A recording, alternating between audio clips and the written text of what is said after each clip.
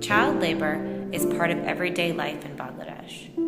Children can be seen working in the tea stalls, selling items in between motorists on the congested Dhaka streets, hauling bricks to a construction site.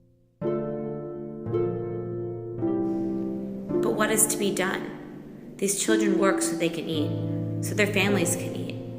And once a child starts bringing income to the family, there's an increasing family demand on those wages. And then there is market demand. With an average child labor earning 222 taka, or $3 a week, employers can pay children a fraction of what they can pay an adult worker. The issue became especially high profile in the mid-1990s when the Harked Bill threatened to boycott imports to the U.S. from any country using child labor for production of goods. In response, 50,000 children were immediately released from garment factory jobs.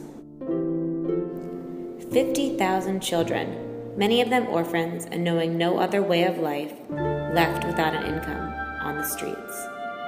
In response, UNICEF, the International Labor Organization, and the Bangladesh Garment Exporters and Manufacturers Association signed a memorandum of understanding to provide the displaced children with a number of services. These included an educational stipend, job training, and other various services to ease the transition out of the working world. However, the stipend was not enough, and most children took an economic loss. Those over 13 were ineligible for the education stipend, so school was an unlikely option. Other services were not well publicized, so few children took advantage of them. 80% of displaced children reported decreased food consumption post-termination. So without adequate compensation and knowledge of resources available, many children were forced into more hazardous jobs. And this is what we know. Because the MOU was established 2 years after the termination began, thousands more children were left displaced and unaccounted for. The Bangladesh government has made little movement on reform until recently.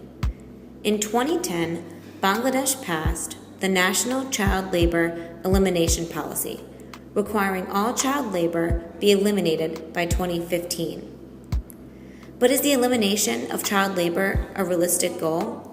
With much of the Bangladesh population living in extreme poverty, can we expect able-bodied children to choose school over basic life necessities?